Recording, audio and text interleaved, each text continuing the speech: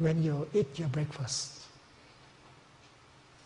you have a chance to practice mindfulness of eating. You don't have to think about your projects, your work. Every moment of breakfast is an opportunity for us to get in touch with the wonders of life.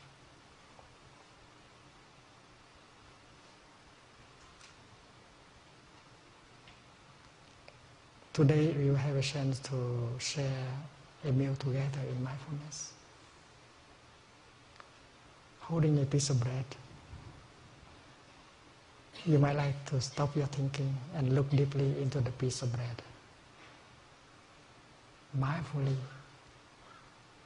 you breathe in, and you might get in touch with the fact that the piece of bread that you are holding contains the whole universe. There is the sunshine that help the wheat to grow. There is the cloud that provide rain for the wheat to grow. The earth is in there. Time, space, and everything of the cosmos has come together in order to have produced that piece of bread. And that insight you can get in just a few seconds of looking mindfully at the piece of bread. If you keep thinking about the past or the future or your projects, you miss the bread. You miss the kingdom of God that the bread is bringing to you. And when you put the piece of bread in your mouth, you might like to enjoy just chewing the bread, getting in touch with the wonders of life, instead of chewing your projects, your worries, your fear. You stop all your thinking. You just enjoy eating your breakfast. And that is a practice. You don't need to set aside time for practicing. When you take a shower, that is time to practice mindfulness. You might enjoy your mindful breathing and become aware of the water of your body, and that you can create the joy and the happiness while taking the shower. The essential is to stop thinking. The thinking will carry you away and doesn't allow you to live that moment of life. René Descartes said that I think, therefore I am. I am not very sure of that. Because if you think so much, you go around with your thinking might not be productive at all. It carry you to many realms, and it could make you worry more, angrier, and so on. So if you are carried away by your thinking, you are not there. That's why I think, therefore I am not there. It's better to stop the thinking in order to be there. When we brush our teeth, we may choose to brush our teeth in such a way that make freedom and joy and happiness possible during the time of brushing our teeth. It may take 2 minutes or 3 minutes. And the essential is to stop your thinking. Even if you have a lot of things to do, stop your thinking and enjoy brushing your teeth. When I brush my teeth, I usually touch the fact that I am over 80 and I still have some teeth to brush. And that is enough to make me happy. Brush your teeth in such a way that freedom is possible. Joy and happiness be possible during the time of toothbrushing. That is a challenge. And I know you can do it. Do not think about your work, your projects. Just enjoy being there and brush your teeth. That moment you can live it deeply also. Because you can always touch the wonders of life, the kingdom of God in the here and the now.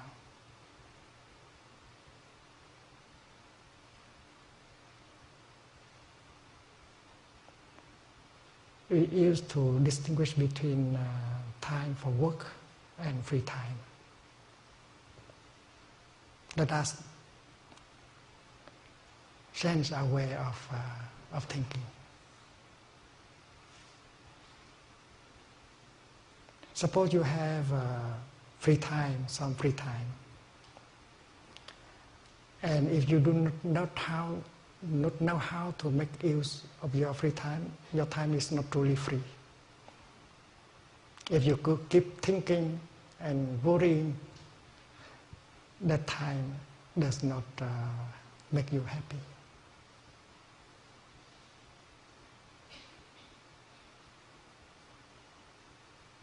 That time is not for working, of course, but you continue to think about it. You continue to worry about it.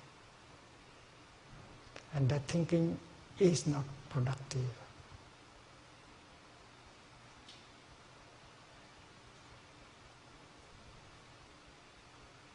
It's very important to learn how to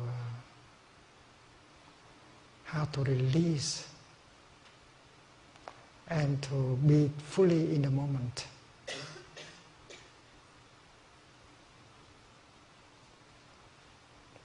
And watering the vegetable garden,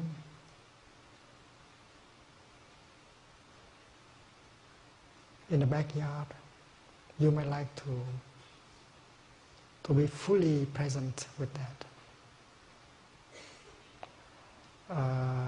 Cooking breakfast, you may like to make breakfast cooking into a session of meditation. You can enjoy every minute of breakfast making. You don't try to do it quickly in order to have breakfast. Or doing the dishes. You can enjoy deeply every second of doing dishes. You don't have to try to finish quickly in order to do other things. We have the tendency to rush, to finish quickly with what we are doing. It has become a habit. And with mindfulness of breathing, you can recognize that habit, and it helps you to stop being carried away by that kind of attitude. Suppose you are washing dishes and you want to finish in order to sit down and enjoy a cup of tea. With the practice of mindfulness, you can make the time of dishwashing a beautiful time also, a joyful time, when you are fully alive. And if you are not capable of doing so, when you finish washing dishes and sit down and hold the cup of tea, you will think of other things. You will not be able to enjoy the tea. You are always carried away. You are not capable of living your life in the present moment. And mindfulness helps us to live deeply every moment of our daily life. And we need some training in order to do so. And if you have a chance to live with a community of practice, and then we get that habit of living deeply each moment of our daily life.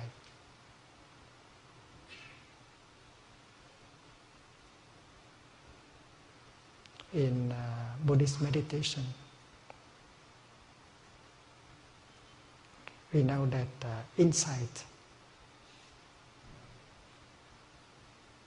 is the factor that can help us transform afflictions like anger, fear, despair Insight is the kind of energy that can liberate us. And we know that insight is not the outcome of thinking. We have the thinking mind, but our consciousness is more than the thinking mind. In Buddhism, we speak of store consciousness. And that is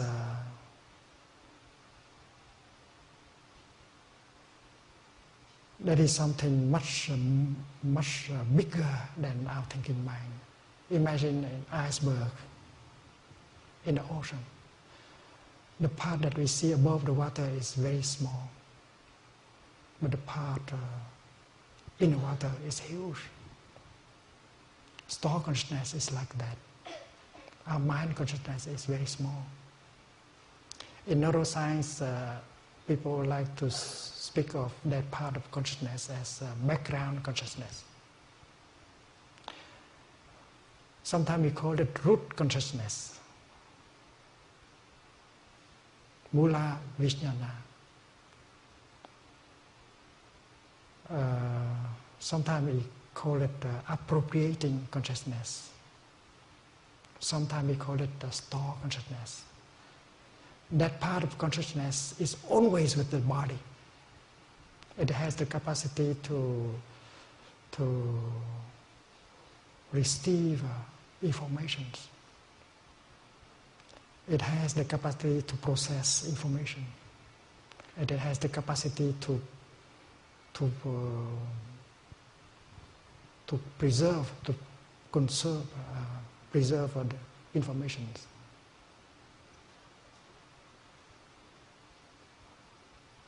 And mind consciousness is the upper level of consciousness. Mind consciousness sometimes can stop operating, like in the case you sleep without dream, your mind consciousness stops completely. If you do not have dream in your sleep. There is a kind of meditation, concentration called no perception meditation. And when the practitioner goes into that meditation, his mind consciousness stops operating also. And we talk about realm of life where there is no mind consciousness, there's only store consciousness. Suppose we look at a tree, we know that somehow there is consciousness in the tree. Because the tree knows how to gather information, to process information, to get the nourishment, to react, to survive. Consciousness is in a tree. But the tree does not seem to have doing a lot of thinking. There's a Vietnamese poet who said that, well, next life I would like to be a pine tree so that I don't have to think. To think make me suffer too much.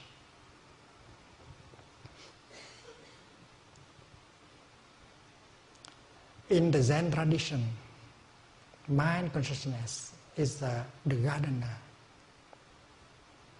and store consciousness is the land, is the garden.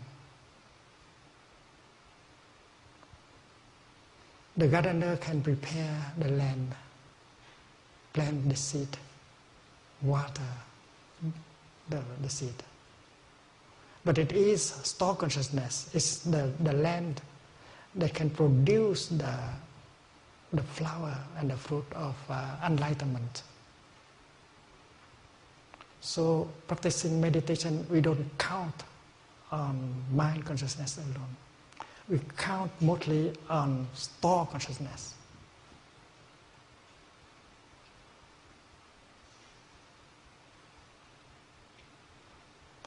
Mind consciousness has to play the role of the gardener. It has to work the land and plant the seed well and cover up and water. That's all. The insight, the discovery, what we find out is not the work of mind consciousness. It is the work of store.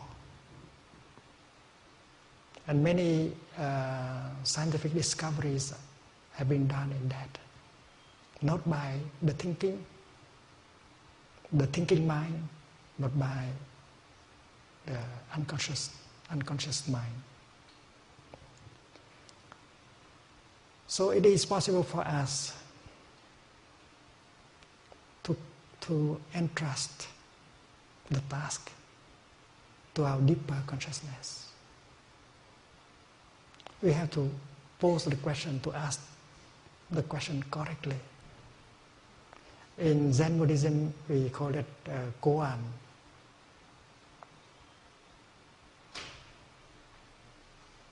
Suppose the teacher give you the koan, everything come home to the one, where the one will go, have to go.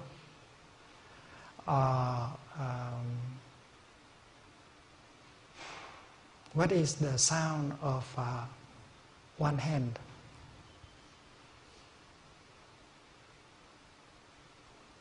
All these are devices. It's kind of question that we entrust to store consciousness. The important thing is to ask the right question very clearly,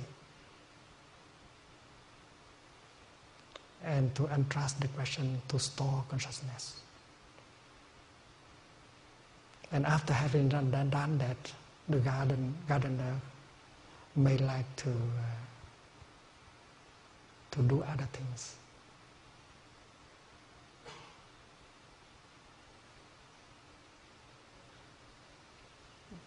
There is a Buddhist scholar in America. One time I told him that I enjoy gardening. I enjoy planting lettuce and things like that. And I say that when the lettuce does not grow well, you don't blame the lettuce, but you feel that if the lettuce grow well or not well, is the gardener who is responsible. And he said, Thay, you should not spend your time growing lettuces, because you can use your time to write poems, because he liked my poetry. I told him, dear friend, if I do not grow lettuce, I cannot write these poems. It's because I am capable of growing lettuce, that is why I can produce a poem like that.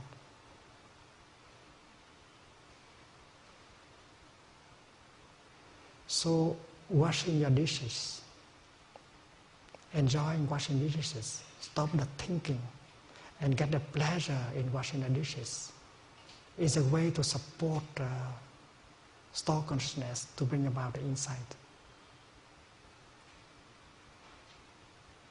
Brushing your teeth mindfully and enjoy brushing your teeth. Do not think about your project. Do not try to find the solution with your thinking mind. And that is the practice. Non-thinking is the secret of the success. And that is why the time when we are not working, that time can be very productive if we know how to focus on the moment and enjoy every moment of our daily life. And if we know how to do that, we will not be victim of stress, anxiety, depression, and so on. That is one aspect of the problem. The other aspect of the problem is that the time called work time we can handle it in such a way that we can enjoy, that it can bring us pleasure.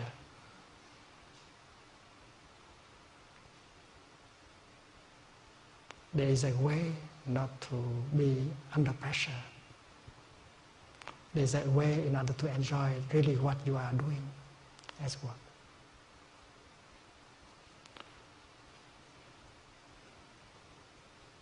We in Plum Village, we do a lot of things.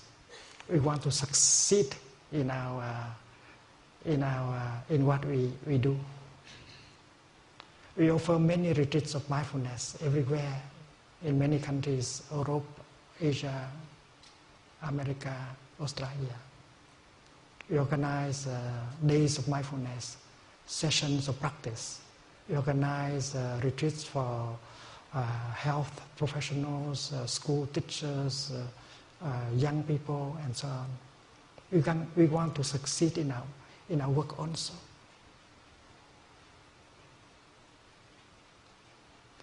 But we learn how to do the work in such a way that we will not be victim of pressure and stress.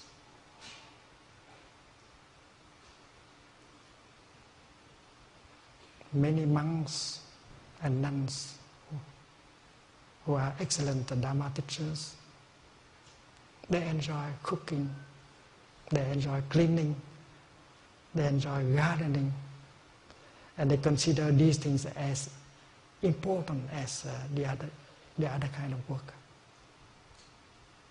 We learn how to enjoy rearranging the cushions in the meditation hall.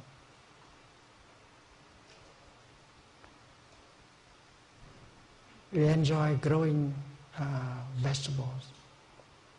And everything we do, we put all our heart and mind in it, and we try to do it in such a way that freedom and joy and brotherhood and sisterhood become possible. There are times when we sit together in a meeting, but we don't talk about work. We have a weekly meeting called Meeting of Happiness. And in the meeting, you just remind each other that you have so many conditions of happiness available. And it may take 2 hours, 3 hours, just with 1 cup of tea, and we nourish each other with the practice of mindfulness. We remind each other that we are very lucky people, that we have so many conditions of happiness available right in the here and the now. We don't need to go and look for more conditions of happiness. And that's very nourishing. And I think that in a corporation, this is possible also. And many of the practice in a practice center can be used in the life of a corporation.